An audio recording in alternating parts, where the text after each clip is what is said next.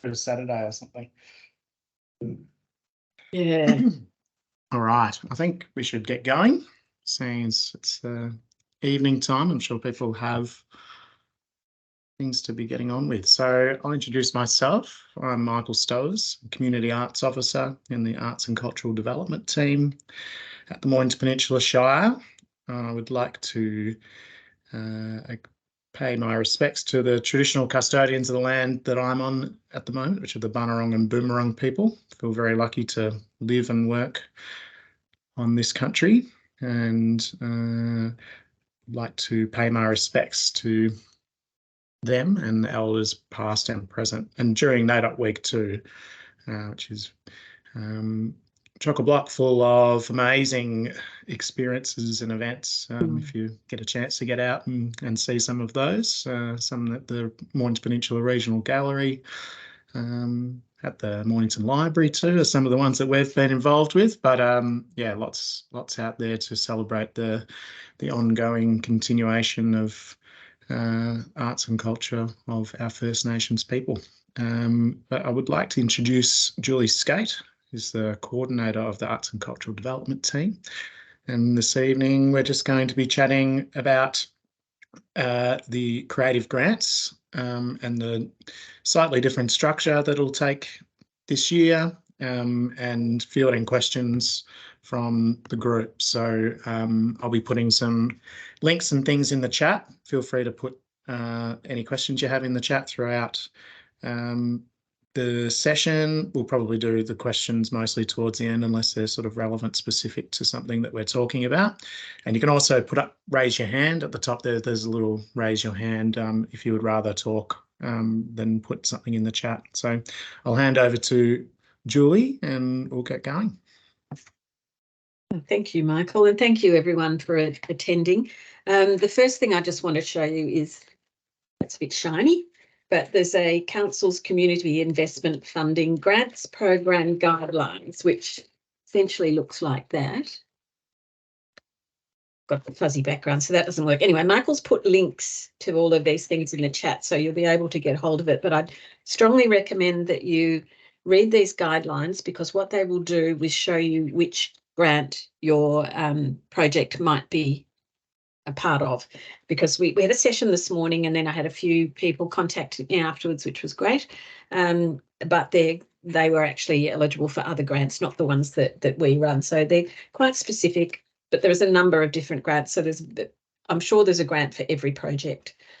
So if you have read this, you'll see on page 6 of this booklet that there are 3 themes that the grants are made up of.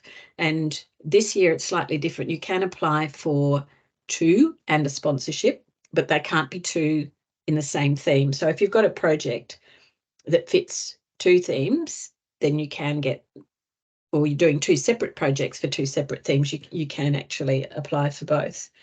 Ours is a little different from some of the others in that we remain open. We don't close off. So the idea is that by the middle of the month, we would get some applications in, look at them and assess them, and keep going that way until all the funds are exhausted. So the way it was done previously was there was an end date, which didn't necessarily fit with a lot of people's projects, that they might have needed the money earlier. And also a few other projects came in. Some inquiries came in later that we weren't able to fund because we'd spent all the money. So we just thought this was a better way of actually doing it, and a fairer way of doing it. It's also not a mass assessment. It's small assessments as we're going along, which actually allows us to spend a little bit more time on each application as well. But probably the most important thing is that if you've got a project that you want to apply for funding for, to give me a ring, email me and set up a time to talk about your project, and that way we can work out whether it suits this grant round or whether it belongs in another program. But there's a program manager for every stream, so there's always someone that you can actually talk to about this. And there are grant writing workshops being run. There's still a few spots left in this week's one. I think, and there's one next week as well. And also online, which Michael has put into the chat. Last year we did an online grant writing for creatives workshop, which So all the resources for that, there's a booklet and there's the PowerPoint presentation as well, plus the recording.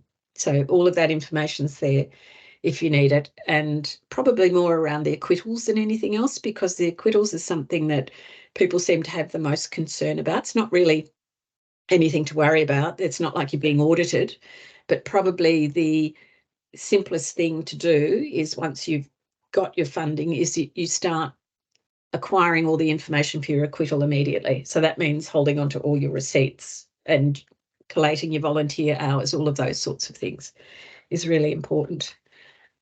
So on page 6, as I said, it's got this a list of the themes, a list of all the grant streams, of which there are a lot. The creative grants, you can get up to $10,000, and they close off on the 4th of June 2024 or until funds are exhausted. And of course, we've got the Performing Arts Development Grants, which some of your projects might fit in too, and that's an open amount. And that opens at the same time, 13th of July, but a different process. So, but we do have workshops on that, info sessions next Tuesday, I think, isn't it? Tuesday in the morning and in the evening. So probably the most important thing to look at when you're going through this guidelines, and I cannot stress enough how important it is to go through the guidelines, because you may be ineligible if you don't meet those guidelines. You've got the general eligibility, which is really good. It sort of explains everything. But then you've got the ineligibility section too, and that's just as important, because what that shows you is what you cannot get money for. And I think probably number 2 is the important one, which is business as usual. So we won't fund administration or operational costs, staff wages, equipment, training, regular rates, rent, room hire, but not one-off hire. One-off hire or a performance period for a performance hire is fine. Personal or travel expenses, sporting uniforms, conference fees, alcohol, gifts, prizes, appeals, cash donations to other organisations, etc. And they've missed out catering there, but we did have a lot of people apply for large amounts of catering, like in the thousands. So we don't approve that. We might approve $150 worth of catering or something like that, but definitely not those sorts of amounts of money. Now, one of the other questions we get a lot is, do we have to fit our project within a 12-month period? Well, that's the aim. We hope that you will fit it in with a 12-month period, but we've had some unforeseen circumstances with some grant applicants recently who were making a film, and something occurred that didn't allow them to do the final part of the film.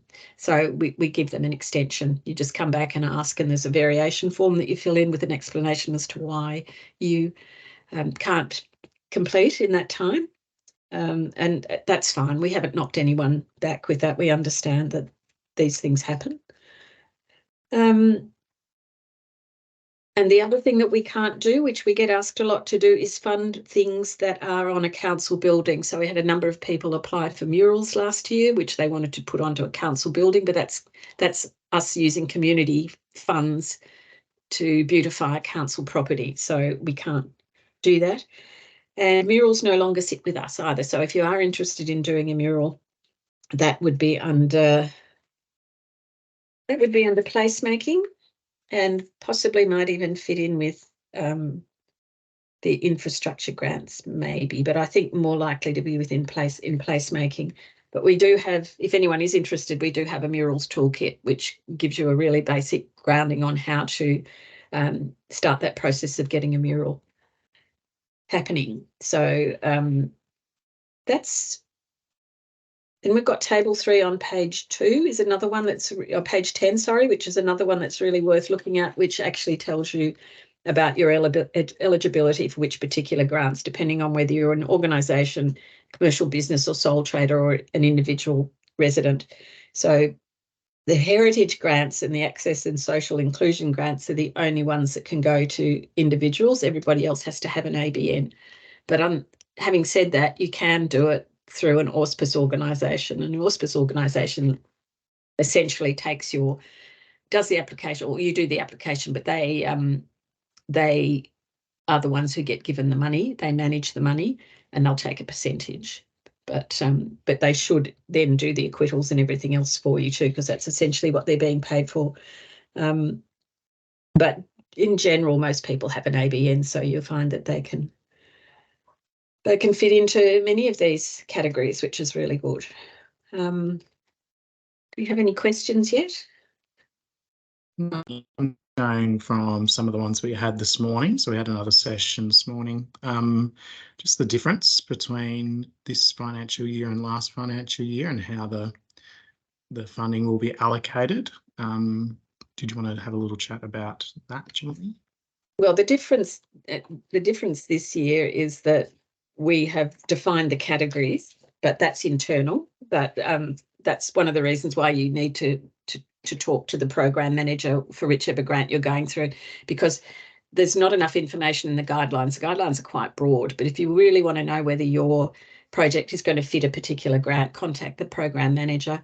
As I said, ours is open all the time, so we'll do these rolling assessments and get people their money quite quickly. Once you've been offered a grant, you will be sent a letter that outlines what the funding is for, and you agree to that. And then the money goes through very, very quickly, which is really good. But many of the other grants have a closing date. So that's something that you probably need to be aware of if you've got a project in mind for, you think you're going to have it at August, September, you won't be getting the money. The first round of money would not go out until at the very latest, sometime in August. And we do not fund anything retrospectively. So if you've already started a project, we will not fund that.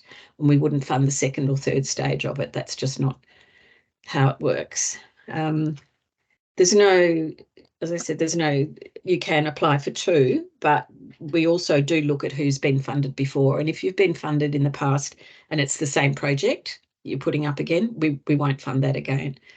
If you're actually looking at, just trying to think what else we had that knocked people back. Most of the ones that got knocked back were business as usual. So they might be, for example, they might be a venue that has live bands and they want funding to put on live bands.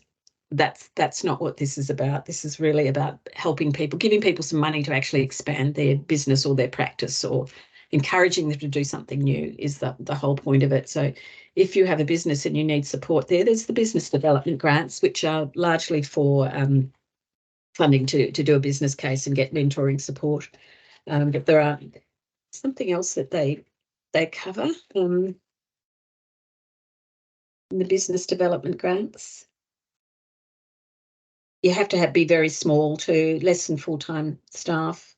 And you can get that. This one, you can actually get purchases of equipment, which is something that we don't do. We did have someone apply for a laptop because they're a filmmaker, specific software, but once again, that's part of the business. Therefore, it's not something that we would normally fund. So, but for example, like if you were a visual artist and you were going to put on an exhibition, we would fund your artist fee, so that to make sure you paid yourself. We'd fund your materials, the hire of the exhibition space, some of the marketing. There's a lot of things within a performance or an exhibition that we can actually fund. So it's not all doom and gloom. It sounds as though it is, but it came about because there was some, I wouldn't say it was corrupt, but there was some looseness around how local government were handing out funds.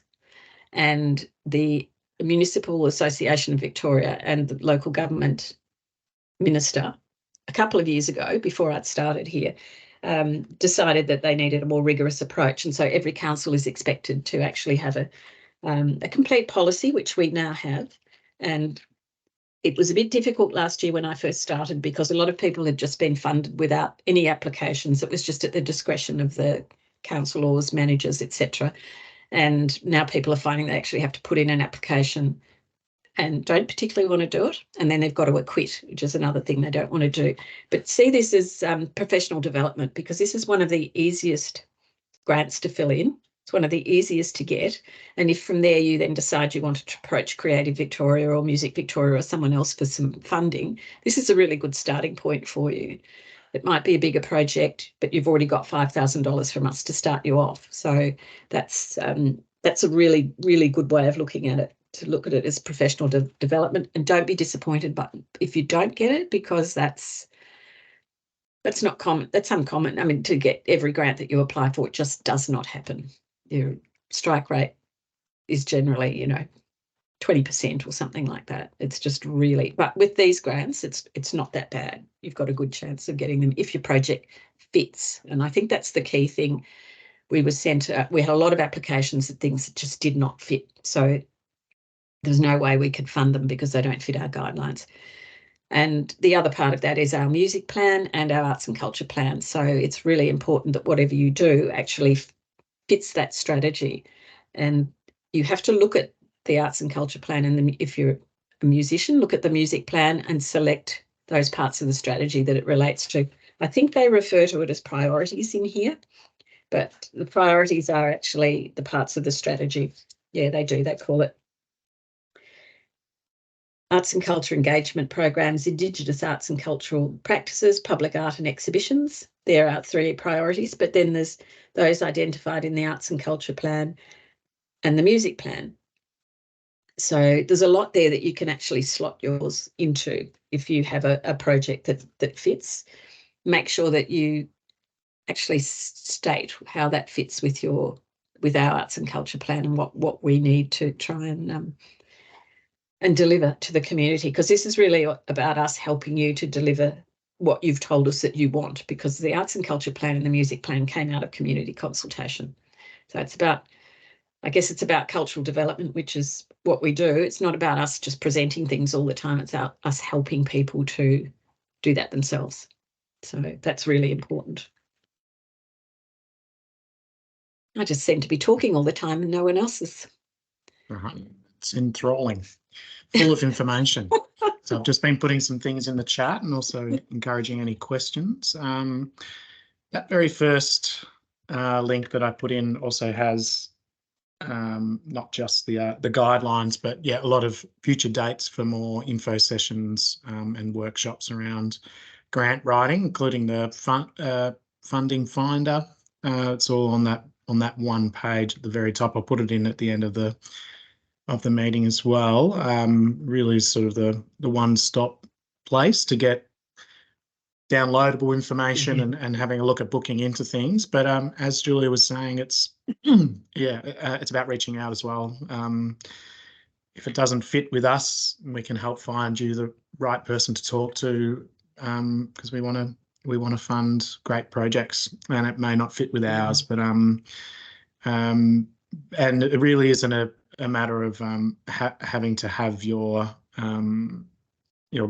grant application perfect. There is a chance for conversations going back and forth, whether it's between Julie and yourself and your team, or the selection panel also has that ability to ask questions and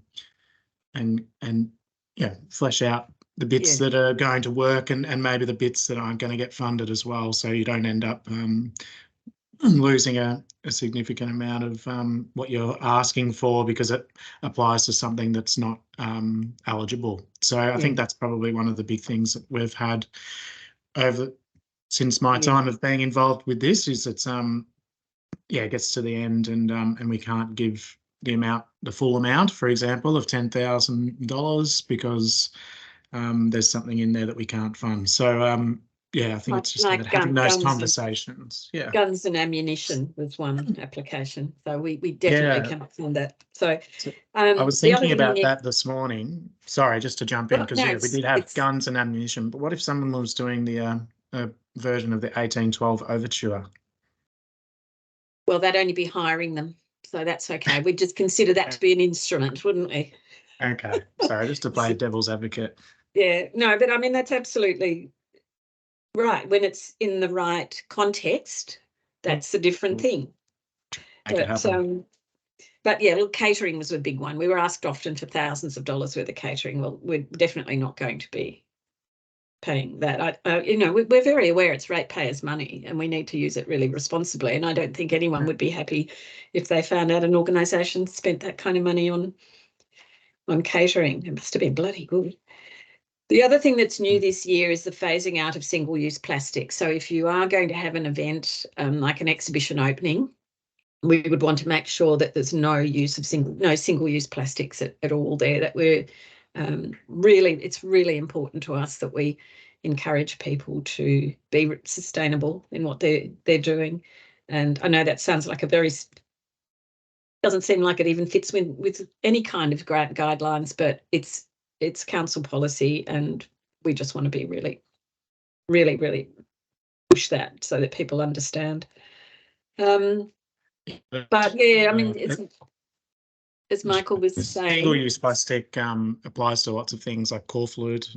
If that's like a single event printing, like it starts to become a bit tricky. So that's when, yeah, you definitely want to reach out and ask those questions. And there are ways for us to support as well, using like a reusable kits and that sort of thing. So there are resources through council to help offset what might have been bottled water back in the day, and it has to be something else. So yeah, so we just want to make people very aware of that sort of thing. Because if we turn up to an event or an opening or a performance and that's there, wouldn't be very happy. But as Michael said before, you know, if a good idea comes through but it's not clearly written or there's something wrong with the budget, we won't dismiss the idea. If we think it's a good idea, we'll go back to the applicant. And that doesn't happen anywhere else. It might happen in another local government, but it wouldn't happen at Creative Vic or OzCo or any of those philanthropic organisations. If you don't get it right the first time and it's not a compelling grant application, that's it. You're just out. But we want to try and help people to learn how to write a really good grant application so that they can continue to get funding, because as I said, we have a limited bucket. We're not always going to be able to fund people over and over again. Well, we can't. It's part of that's what the sponsorship's for. If you've got operational costs, that's where you go, but not with this particular creative grant. So I don't really know what else I can say apart from the fact that they open on the 13th of July. And from then on we start assessing, and hopefully we do it in the middle of the month. Around that date, which also allows time for any sort of reassessment of the budget or having to go back and forth. You know, it may not make it for that first one, but it might be ready for that next month. So it's not necessarily, you don't get it by the closing date and you have to wait to next financial year. So we find that this process works really well in the creative space, because often things like all projects, but yeah, creative events and creative projects, the goalposts move regularly. So if something has to change and needs an amendment, we can do that. And it's not a waiting of 12 months. You might have to wait a few weeks for the next assessment, which is good. I did put in before that a new version of the guidelines will go up. It currently has $5,000 as a maximum available for these grants, and it is 10,000. So when you're thinking about that, yeah, it is a 10,000 available. Doesn't mean that you get the full amount, but you can budget up to 10,000 in your application. So looks like someone's typing, which is very exciting. We might have a question. I'm going to get a new question. So we did learn a lot this morning from the question. So yeah, this one's from Trevor. Can we start a submission on Smarty Grants before the opening date? I don't think so. We don't actually manage the Smarty Grants. That's done by a team in finance and with people from governance as well. But I don't think they open before the 13th of, I don't know, you could try it. You could click on a link and see how you go, because you might actually be able to start putting the information in, but just not submit until the 13th of July. That's quite good possible. Question. And whether we would be able to even have the questions available, so people can start thinking about what they may need to gather as far as content. Yeah, that's an interesting. I doubt it. I think that would be unlikely. I suspect that they are, because they've had to do so many changes, because last year was the first year of doing this process and they've had to do a lot of work around what worked and what didn't. I suspect they might be right down to the wire with actually publishing all of that. But it's still worth a try. It's still worth just going on and seeing if you can actually start the application and then submit on the 13th. Because, yeah, you will be able to pull up a PDF from it. you can actually, and in fact, you'll find that with most, certainly in all of Smarty grants, in my experience, is that there's a button to the right that you can say, you want to preview the form, and you can save it as a PDF and go through the whole thing.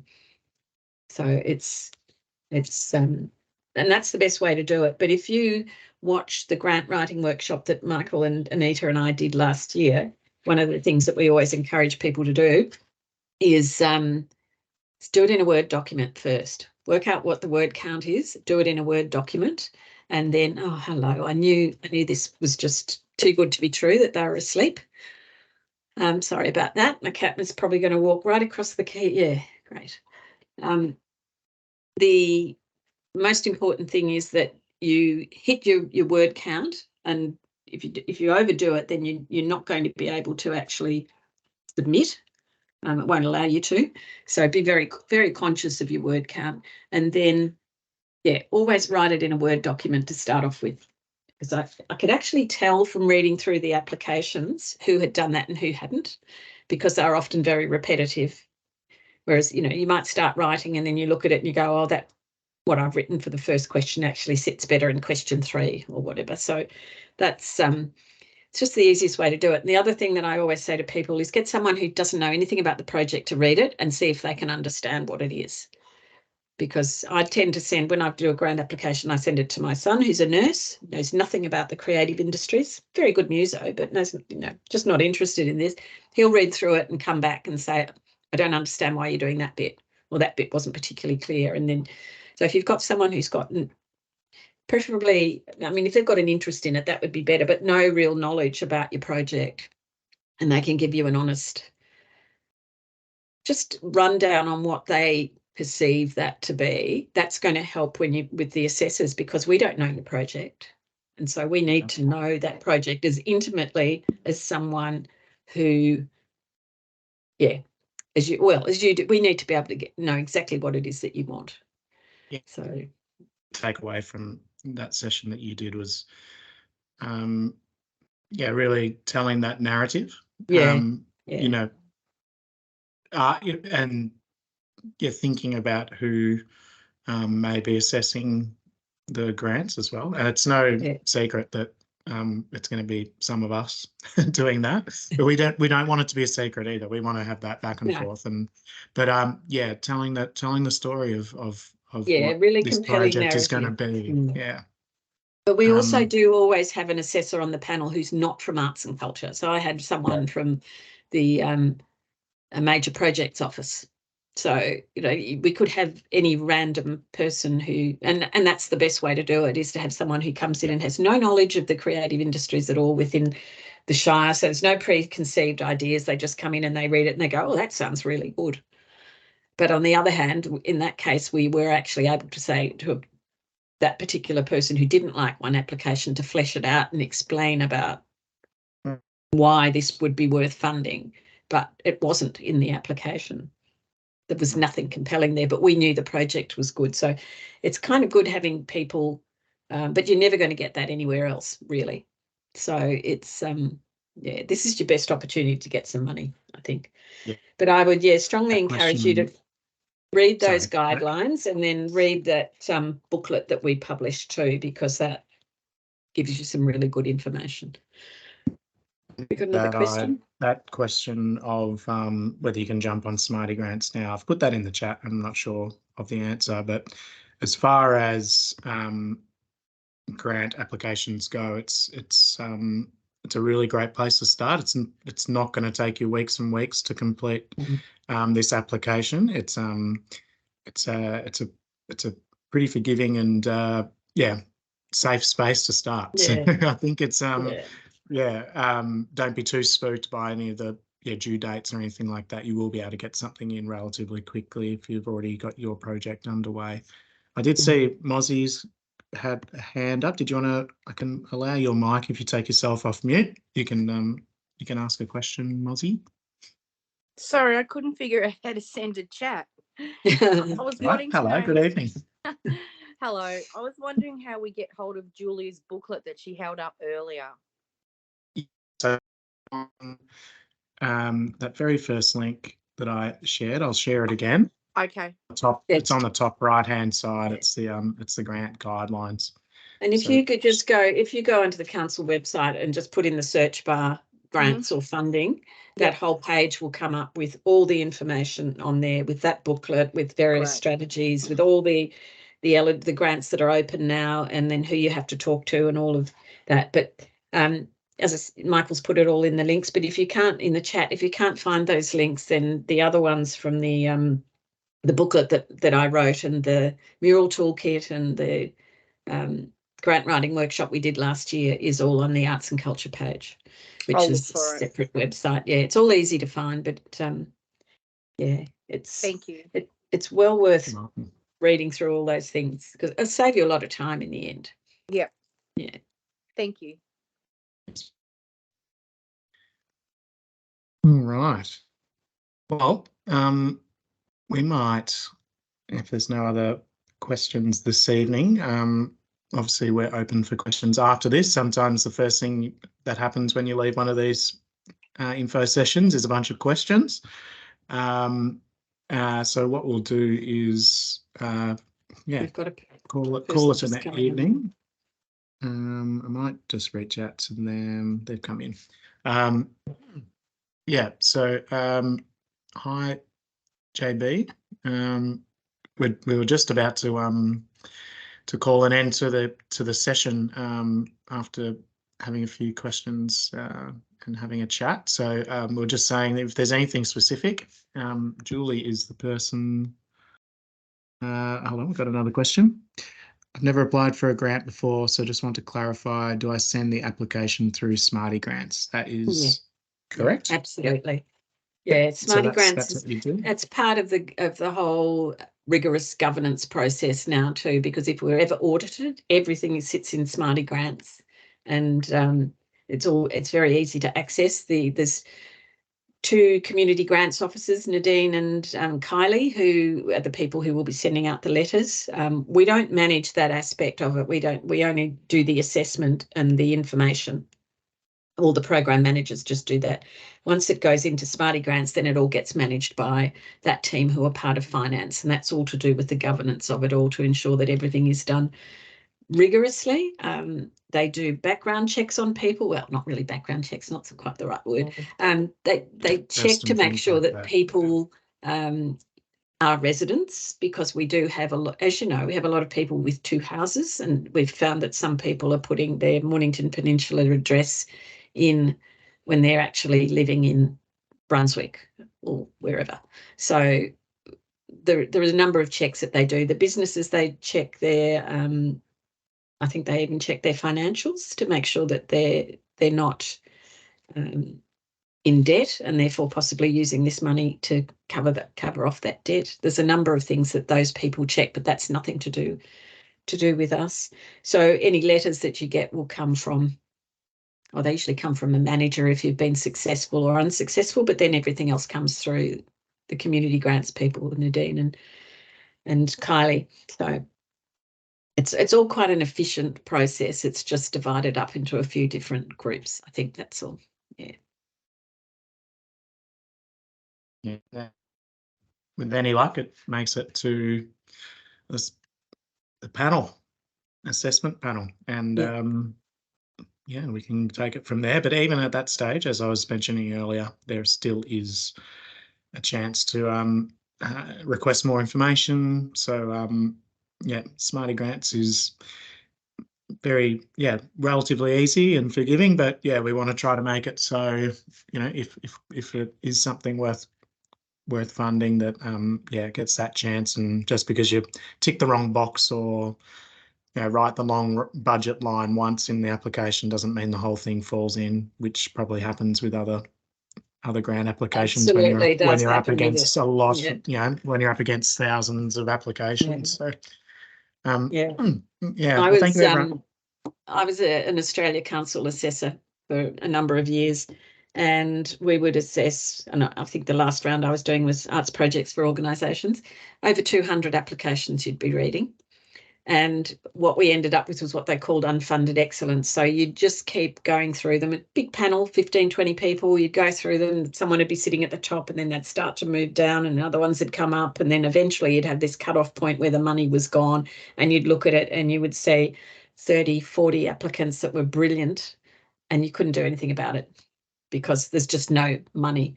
But then you'd look at some other ones and we'd have to dismiss them immediately because they'd not filled in the forms correctly. So really important part, and look at your budget. Make sure that you've got quotes with your budget, because we're not going to fund something if it doesn't look as though it's quite right. You know, if someone says it's going to cost me $200 to hire this space and you go, no, it's not going to cost that. So, you know, you need to be able to back that up too. So letters of support. We actually had someone apply for a visual artist apply last year who didn't send us any images of their work. So because he hadn't sent us images of his work or a website, we had nothing to assess. So how can you, so be very aware of all of that too, that give yourself the best chance possible, really. Yeah, more information, the better. All right. Right, I think that's just about it for any questions during this session. But yeah, reach out. I've just put Julie's information in there. If you have mine already, I'm more than happy to help as well with any questions. And that's, I guess, one thing we maybe didn't mention this morning, that if you are successful, someone from the team will be there to support afterwards as well, if there's anything in particular that they can support with. So some people like to take the money and do the project and that's it, but others, still need a little bit of support. And that, you know, when we're talking about hall hire and all that sort of stuff. So and just marketing, to know that we're all always happy to put you in our e-news, on our socials, all of that sort of thing. Help you market it. So, and we generally attend most people's events if we know about them. Sometimes people forget to tell us, which is really a bit sad, because we would love to go along, but if we don't know that it's happening, then we don't. But that's the best way in terms of an acquittal. That's the best way, is to invite us along so we can see that the project actually existed and what it became. And that's really good, because we can go, okay, that acquittal's fine. I went there. I know I can see where the money was spent. So it's worthwhile inviting us. We're nice people anyway. So, you know, I think we are. Thank you, everyone. And good luck. Any questions, reach out. And that first link is your best friend to start with, guidelines and all the different streams, as well as the funding finder for anything else. So start there, and then when you have some questions, reach out to us. If not, really looking forward to seeing some of your amazing projects coming through. And hoping we can fund a lot of amazing things. So very exciting. Awesome. Enjoy the rest of your evenings, and look after yourselves. Thank you.